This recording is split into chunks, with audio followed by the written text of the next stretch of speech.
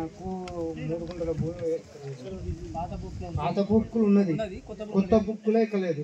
అందుకోసానికి ఇప్పుడు 6 నెలలు అవుతుంది. మీ సేవల 500 కట్టి రసీదు చేసుకొని ఇన్ని మా 10 మాటలు పోయినా మండల ఆఫీసులో ఇవాళ అవుతుంది, రేపు అవుతుంది, ఎల్లుండి అవుతుంది అనుకుంటాం.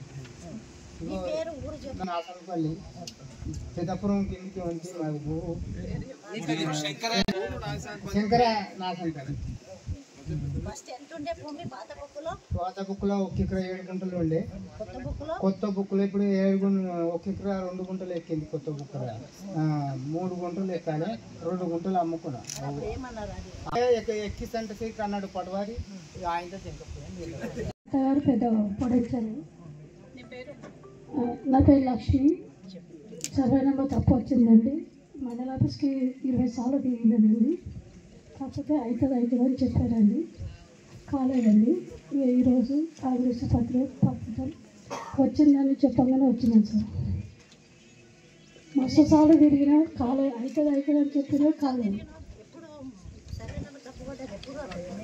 3 సంవత్సరాలు చిన్న పాస్బుక్ వచ్చినప్పుడు తప్పు పడ్డదండి. అప్పటి నుంచి తిరుగుతూనే ఉన్నా, తిరిగి కాళ్ళు అరిగిపోయినాయండి. పొడచాలు ఉంటాం మేము. ఈరోజు అయిందండి. ఇవి మంచిగానే ఉందండి. ఇవి సంతోషం ఉంది నాకు. కాంగ్రెస్ ప్రభుత్వం వచ్చింది, సంతోషం ఉంది. ఈ వారసత్వం కింద ఇప్పుడు ఇక్కడ అవుతుంది, మేము చేస్తామని మేడం గారు చెప్పారు.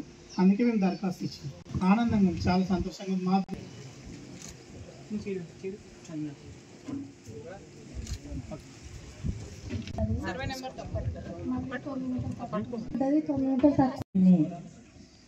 వాడుకోవచ్చు, ఉపయోగించుకోవచ్చు. దానివల్ల మీరు అందరు కూడా లబ్ధి పొందాలని కోరుకుంటున్నాను.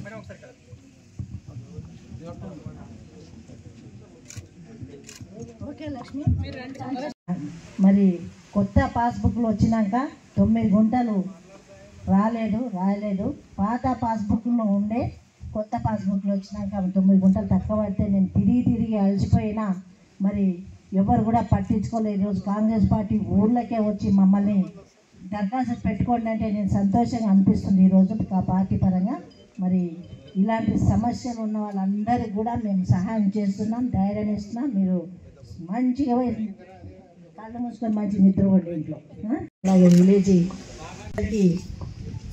భూభారతి ఎందుకు తీసుకొచ్చిండ్రు, భూభారతి వల్ల మనకు ఏమి ఉపయోగం అనేది మీ అందరికీ తెలిసే ఉంటుంది. ఇప్పటి వరకు ఎంఆర్ఓ గారు వివరించి ఉంటుంటారు. మరి గత ప్రభుత్వం తెచ్చిన ధరణి వల్ల రాష్ట్రమంతా కూడా మరి ఎన్నో ఇబ్బందులు పడ్డారు. ఎవరు కూడా పట్టించుకోలేదు. కోట్ల చుట్టూ తిరిగి ప్రాణాలు వదిలిపెట్టిన వాళ్ళు ఉన్నారు.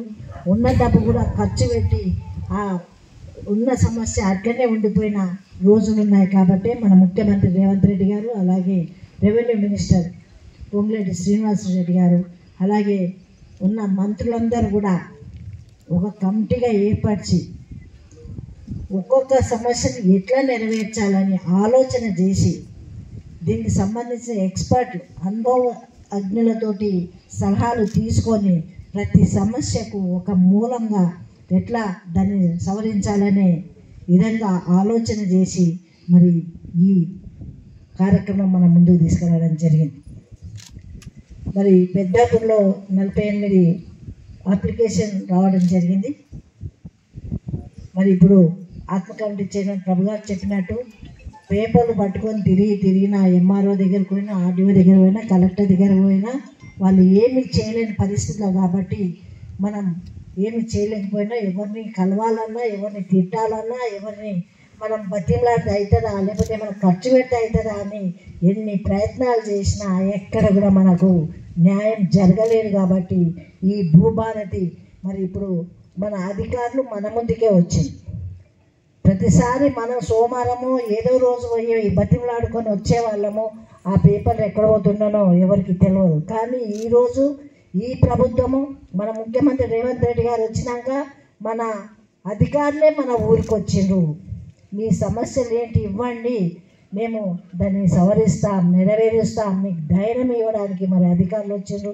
మరి మా లాంటి వాళ్ళు కూడా మేము వచ్చి మరి మీకు ధైర్యం ఇస్తున్నాం. తప్పకుండా ప్రతి సమస్యకు అనేది మరి ఎలాంటి సమస్య అయినా జటిలమైన సమస్య అయినా కానీ నెరవేర్చి మీ భూమి కొనాలన్నా కొనే పరిస్థితి కూడా లేదు.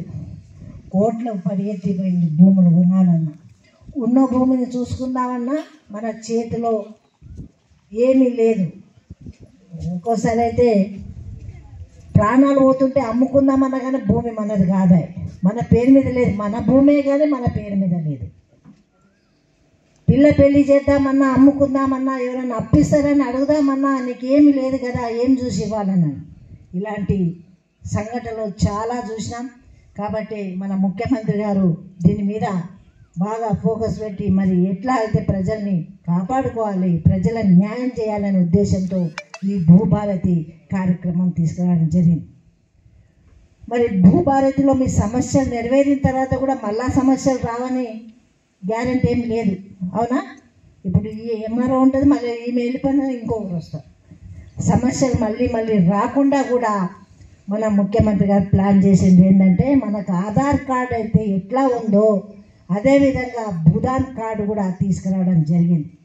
ఆధార్ కార్డులో ఏముంటుంది, మన అడ్రస్ ఉంటుంది, మనం ఎవరము, ఏ ఊరు, మన ఏజ్ ఎంత, మన ఫోన్ నెంబర్ ఏంది, అన్ని వివరంగా ఎట్లా అయితే మనం చూపిస్తున్నామో అదేవిధంగా భూ కార్డులో కూడా, భూదాన్ కార్డులో కూడా మన భూమి సర్వే నెంబర్ ఉంటుంది, హద్దులు ఉంటాయి, ఎన్ని ఎకరాలు ఎన్ని గుంటలని ఉంటుంది. మరి బాజాప్తగా ఏడవైనా కానీ కార్డు పెట్టుకొని పోతే మనకు ఆసరా ఉంటుంది, ధైర్యం ఇస్తుంది, ఆదుకోవడానికి ఎవరైనా ముందుకు వస్తారు. ఇలాంటి సదుపాయం కల్పించిన ఈ కాంగ్రెస్ పార్టీ ప్రభుత్వం చెప్పిన మాట ఏది తప్పకుండా ఒకటి ఎట్లా చేస్తుందో ఈ భూభారతి కూడా మనకు అందించినందుకు పెద్దాపూర్ గ్రామ ప్రజల తరపు నుంచి నేను మన సీఎం గారికి ధన్యవాదాలు, కృతజ్ఞతలు